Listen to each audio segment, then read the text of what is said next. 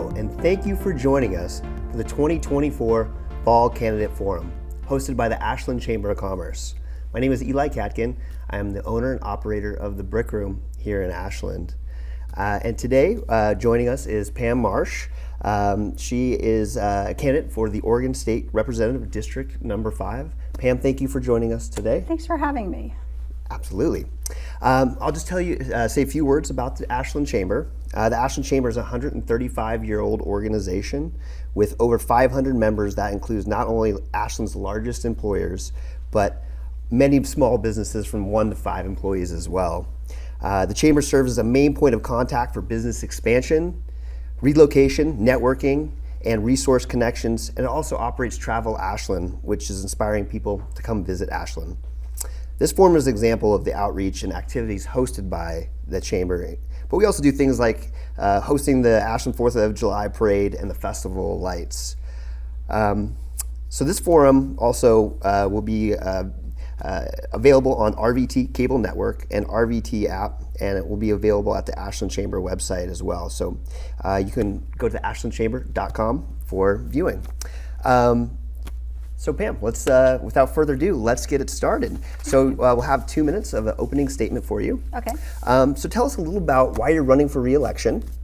Briefly discuss some of your accomplishments, why you've been serving as Oregon State Representative, and really what you hope to achieve if you're re-elected. Okay, that's a fat 2 minutes right there. And So let's start at the beginning. Okay. I ran for this office originally in 2016, so I am running now for my 5th term of office.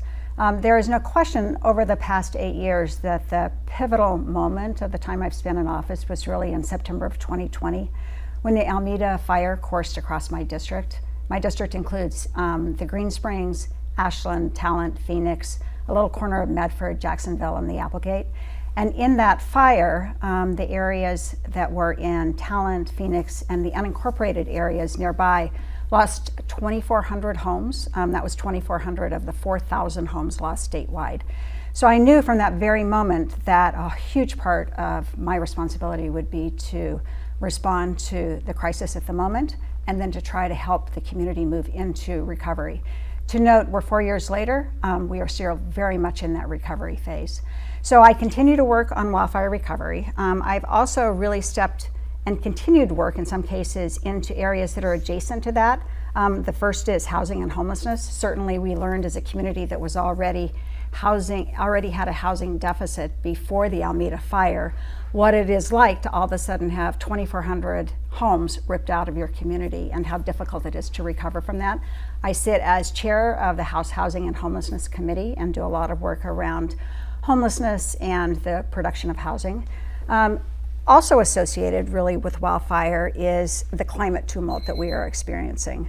When I ran for office in 2016, I named climate change as my most important consideration. I had no idea how we would actually see the impacts of climate change 4 years later. Before I was chair of housing, I was chair of the House Climate, Energy, and Environment Committee, and I passed legislation, some significant legislation setting the state on a course toward 100% clean electricity, which is a huge step forward in our ability to start to counter some of the impacts of climate tumult that we're seeing. Wow, that was pretty good. That was a little more than 2 minutes, but that's fine. That's great. Okay, so the next question. There are many challenges facing Oregon. What would you consider to be the top 3 and why? Well, continuing on the theme of housing, I think without question that the lack of housing that we have in the state is a huge impediment to economic development. It stands in the way of families buying their first homes. It makes it difficult for individuals who are working in our community, like as in at the Brick Room, to find a place to live and to be part of the workforce. The data shows us that the state is short about 140,000 housing units. That means that if all the people who are on the street had a place to live, and families could afford to buy a first home, and it wasn't too difficult to move from one rental to another, we would have another 140,000 units. So housing, the production of housing, making sure that we maintain the current housing stock, that is, I'm going to say, my number one concern. I think that a number two concern is really the changes that we are seeing with climate tumult. Again, to continue the same thematic element here. In our community, we see the face of climate change in the form of enduring drought, in reduced snowpack, in smoke, and certainly in wildfire. And this is becoming a huge economic issue for us. When there's smoke and the presence of fire, it undermines the ability of our community to attract tourists during some of the high points of the summer when we would expect people to come here. It's also proving to be a real decision point for families when they make a decision as to whether to stay in the community or not. As a state, we've got to figure out how to pay the costs of suppressing fires.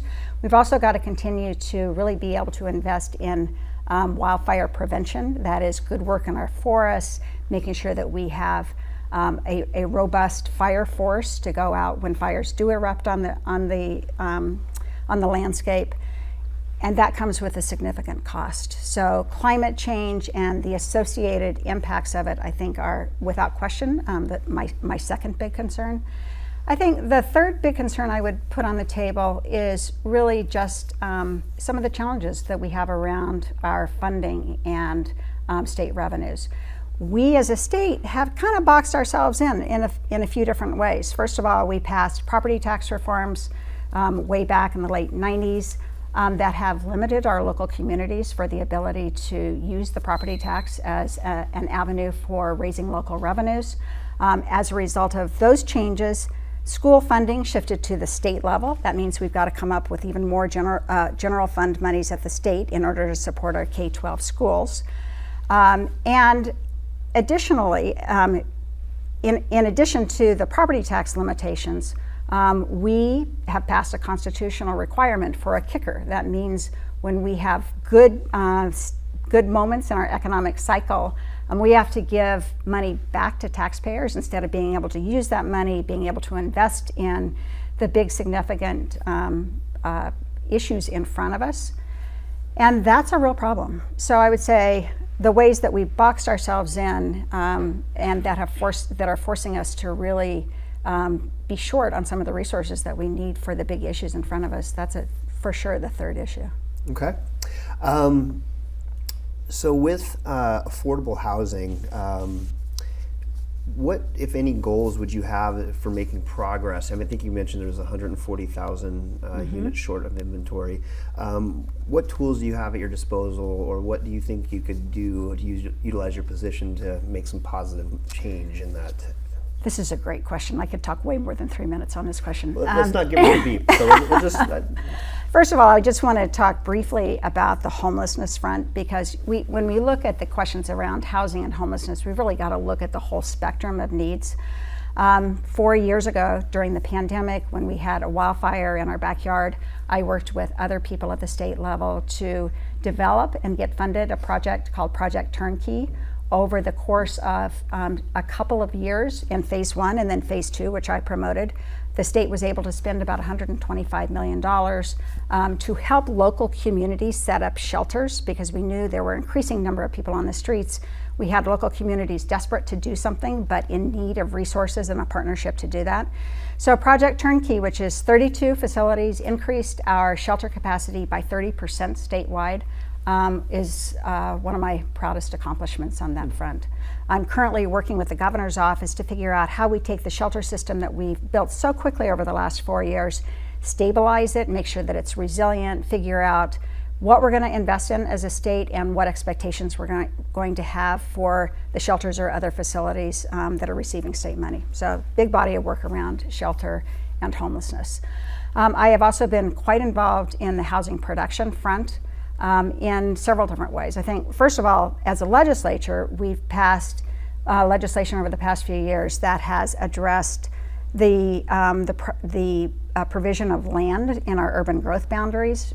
It was controversial, but we passed an effort to allow some communities to expand their urban growth boundary for certain kinds of housing production. I think that's a good experiment. We do it carefully because we care about the land use system, but we need to look at that. We've also passed a lot of legislation around permitting, making sure that communities allow backyard units, making sure that single-family neighborhoods can also accommodate duplexes or triplexes or little cottage developments. Intensifying the density of our current neighborhoods, I think, is one important strategy. We've passed legislation around innovation, and this is something that I care a lot about, because if we continue to build housing only in traditional ways, that is brick and mortar, it just takes too long and we are not going to get where we need to be. So I've done a couple of things on that front. 2 years ago, I got $15 million from the state for St. Vincent de Paul of Lane County to start a manufactured housing factory to make manufactured housing that is for low-income people, for wildfire recovery. In fact, the very first unit to come out of that factory is being placed in Talent Mobile Estates, and we'll take care of one of our own wildfire families in the next few months. I also got legislation last year to put $20 million into modular factory development, because we need a modular industry here across the state. So with that money, we were able to invest $4 or $5 million grants in 4 factories, one in Klamath Falls, one in Phoenix, one in Almsville, one up in Portland, to start increasing our production of modular units. And there's a wildfire twist there, because every factory that got an investment is required, if the state has another disaster and needs modular units for temporary or permanent housing, they have to elevate our order to the top of that list. So we are trying to be smarter about how we go about the process of recovery in the future. I've also been involved in trying to develop sources of state funding for individuals in the middle housing realm. Traditionally, state money has gone to affordable housing, that is people at 60, maybe 80% of the median income. But we know that people in the next tranche up, that is 80 to 120%, 80 to 130%, also need support. Those projects are simply too expensive to build in many cases to serve the people in those income brackets. So I worked with a group of other people to come up with something called the Revolving Loan Fund. It was capitalized at $75 million. We want more, but we'll start with $75 million. The idea there is that cities can borrow from that fund, invest in projects that are serving people from 80 to 120% of median income. That money will be repaid in lieu of property tax for a few years after the project is completed.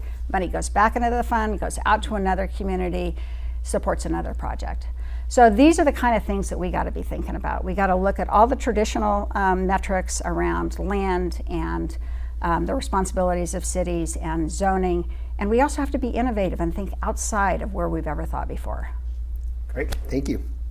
Moving on to the next question. Oregon and our region faces serious challenges from the threat of wildfire, and now our residents and businesses are facing either a huge increase in insurance costs or cancellations altogether. What do you think the state of Oregon can do about the important livability and affordability question that seems to be growing by the day? For wildfire in general? And also specifically with how it relates to insurance cost increase and also cancellations. Sure. Well, I want to take a step back. A few years ago, the first time I think our community really started to engage in this whole issue was in 2018, when we experienced 6 weeks of choking smoke. It was over the summertime. We couldn't let kids go out and play. Shakespeare shut down, went inside. And people started looking at each other and asking these existential questions. Is this a place I'm going to be able to continue to live? Can we have our businesses here? And as a result of that experience and talking to people, I pulled together a smoke and wildfire summit that we held at SOU on a Saturday in that September.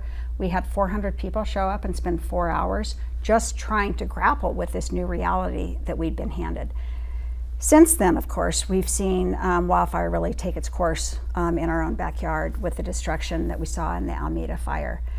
But what we needed to do, what we needed to start doing in that way back in that September Smoke and Wildfire Summit is what we still need to continue to do. We need to face the reality that we're confronted with straight on, and we need to understand that there are things that we can do to control our own future. We can do good, should, and are doing good work in the forest. Certainly Ashland is a prime example of that. We've been doing work in our own watershed since way before we started talking about all of this, to make sure that we are as safe as possible. We need to step up in the way that the Chamber has done to support local businesses and help people figure out what their coping mechanisms are. We need to understand in the worst case scenario what our emergency options are when we need to evacuate. And the more we understand and the more we know, the more confident we are going to be in facing these issues straight on, because that is sort of the choice that's in front of us. In terms of insurance, after the Almeda fire, I passed 2 pieces of insurance just to help individuals who had losses cope with the need to go and use insurance. We passed legislation that, for example, will allow people, even if your house just burns down, you're not part of a disaster, to have at least 2 years to rebuild instead of 1 year, which had traditionally been. In the case of a disaster, you can have 3 years. We also passed ways for people to recover the value of their personal possessions without having to go through this laborious and traumatizing inventories that people were required to do. And then we've started to try to figure out what are we going to do when we see insurance rates go up, or insurance companies refuse to write policies or cancel policies. I have been very involved with the State Department of the Insurance Commissioner, who sits in the DCBS, which is the Department of Business and Consumer Affairs. And we have done a lot of work on what's known as the State Fair Plan. So I think the reassuring thing to know here is that there is a backstop. So some years ago, the state put together a fair plan, which is a place that will always provide you with insurance if you cannot get it on the open market. You can go to the fair plan. It will cost you more money because you are proving yourself to be a higher risk if you're not getting it from private insurance. But you will be able to get coverage. I have worked recently with the insurance commissioner, encouraging him to go back to the fair plan, to increase the caps on those programs, to make sure that the coverage is more robust, and to make sure that we really provide good information to people who are using that program, because it's a little bit different than conventional insurance. So I think that's an important step forward. We're also going to continue to work with insurance companies to try to get partnerships on them, to identify from an actuarial point of view what we need to do on high-risk landscapes that will actually pay off in our insurance rates. We're not quite there yet, but we're working toward it. Great. And there has been progress made in the limit increases as far as for the FAIR plan? Well, in the FAIR plan, at this point, it used to be that the maximum coverage you could get was, I think, $400,000. A couple of years ago, it went up to $600,000. I've worked with the insurance commissioner, and I've recently communicated with the FAIR plan director about pushing that up closer to $1 million, because we know that home values, particularly often in high-risk areas that are just outside of town where you may have big homes, home values can be well over $1 million. So we want the FAIR plan to always be an option.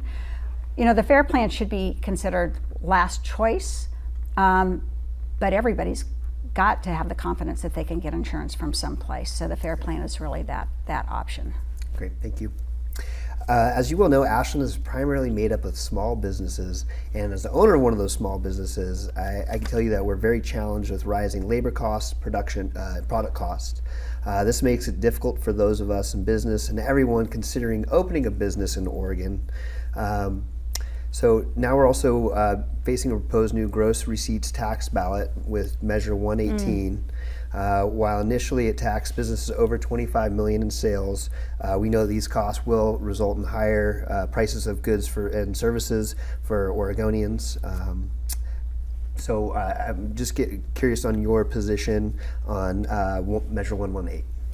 I oppose Measure 118, which, as you know, would place a tax on revenues above $25 million with the promise of that returning in the form of a check to every Oregonian. There's something super appealing about that from a very superficial point of view.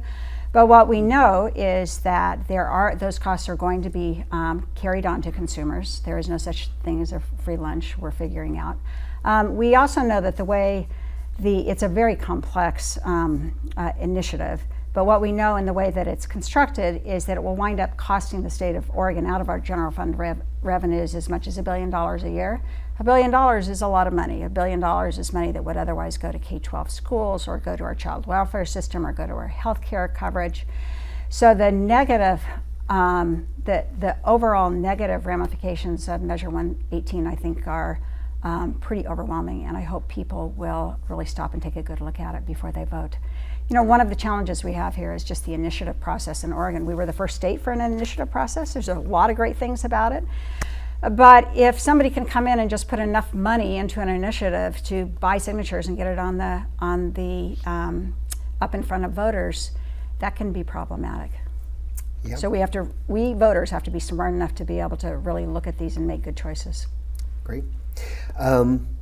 So just in general, in light of just some of the challenging macroeconomic issues, how do you see ways that the state of Oregon can be more supportive to the business community in the state and in the region? Well, I think I'm going to go back to a theme, and one of those themes is making sure that we have a housing stock that can actually support workers. What I hear over and over again when I talk to small business owners is the difficulty of finding workers. There are a few reasons for that. One reason is simply we're still in a post-pandemic new normal. We don't know what life quite looks like yet. But another reason is that we are not attracting, as a state, people from out of state. Over the past decade and a half, a lot of the wealth and the good economic conditions in Oregon have been because we had a steady flow of young, well-educated people from out of state coming into Oregon to pick up a lot of the workforce requirements. For whatever reason, we don't really have that flow right now. And one of the reasons is because we don't have good housing for people to live in. And even for young Oregonians who are living here, if they don't have the ability with a family to start looking at how they're going to buy a house or how they're going to move on in their life, how they're going to pay for childcare, why would they want to be here? So we as a state, I think, really need to invest in the support systems. That's housing. It's also childcare, and we lost a lot of childcare during the pandemic. And we know now that the families who are in our midst need full-time childcare. They need to be able to have a place where they can afford, where they have comfort and confidence in their kiddos being there. So as a state, we're stepping up. We're putting money into both the physical development of childcare and into subsidy programs so that families, particularly our lower income families, but also very much the middle income, this is an issue that certainly affects middle income families, can afford to actually place their kiddos into care. I would say the third thing I'm going to add on to there is I think we really need to be looking at our K-12 schools. Because those are the young people who are going to move into the community and be part of our small business network. Our schools suffered during the pandemic. I just saw an article this morning that shows that we've not yet rebounded. We are not yet seeing the gains in 3rd, 5th, 11th grade that we would want to see. And I think we've got to take a real tough look at that. We've got to hold schools accountable. We've also got to make sure that they have the resources that they need. So all of these are the building blocks that I think make a state a place people want to be and support the development of the small businesses that rely on people who live here. Great, thank you. Higher education is important to Ashland and our region, but it seems like the state doesn't make it a priority for funding. What, in your opinion, for how universities, and in particular SOU, could be more financially supported through state investment? Well, I have been talking about this for a long time. A few years ago, during the pandemic, actually in 2020, I brought together a group of people that included the president of SOU, the president of RCC, the superintendent of Medford Schools, the Educational Service District, and others, because we need to look straight on at the fact that our future is really in our own hands. I think, I'm going to be totally blunt and say, I think a lot of the signs for higher ed are not that good. We are a state that is grossly underfunding higher ed. If we thought it was that important, we would be putting money into it. And I think there are a couple of reasons for that. Number one, I think our really stellar regional universities are very often overshadowed by the couple of big universities. Now, we love our University of Oregon and our Oregon State, but it is also true that those campuses have sources of funding that aren't available to the rest of us. And very often their behavior overshadows the regionals and the needs of the regionals, to the extent that the legislature may not see the need to invest in our regional system. We are also, frankly, losing the demographics with the demographic changes, the number of young people who are going to go in and start using our colleges. So we're going to have to think in this period, we're going to have to think differently and be as innovative as possible. Now, having said that, I still hold out hope that we as a state will invest in a more sustained and meaningful way in our higher ed system. And I think one approach to that may be that the regional colleges want to really start lobbying more for their own needs, even maybe apart from the big universities, because I'm not sure the big universities actually bring us much value when we go and talk to legislators. So it is a fact that we're underfunding universities, and somehow we're going to have to figure out how to turn that ship. Great, thank you. So now would you like to take 2 minutes to provide us with a closing statement? Sure. Well, I will just say I have been exceptionally honored to represent this community over the past 8 years in the legislature. I'm very grateful for the support of people. I hope that I've stepped up for the communities in the way that people would want to see. I try to make myself as available as possible. And I can see ahead of us the work that must continue. We are 4 years into wildfire recovery. We're not there yet. We don't have federal money yet in the hands of individuals who are forced to leave the community. So I really want to continue to follow through with our wildfire response. I want to make sure that every family that wants to come back to the community has the ability to do that. Clearly, I am engaged on the housing and homelessness front. We have made huge steps forward with a governor who thinks this work is paramount, but we're far from there yet, so I'm going to invest myself in more work on that front. And then the climate change and the need for us to move to renewable energy sources, that's an ongoing discussion. We'll be looking at some of the issues around wildfire and wildfire funding, making sure that the very large energy sources that are coming to our communities pay their own way, so that the weight of those expansions aren't placed on the hands of consumers in their own bills. So there's a lot of work to do. I'm grateful to have been able to do it, and I hope that I have the confidence of my community to continue. Great. Well, thank you so much. That concludes our forum for this afternoon. Pam, thank you so much for coming in. Thank you for having me. And thank you to the RV TV crew for filming for us today. Best of luck in your candidacy. Thank you. It's a wrap.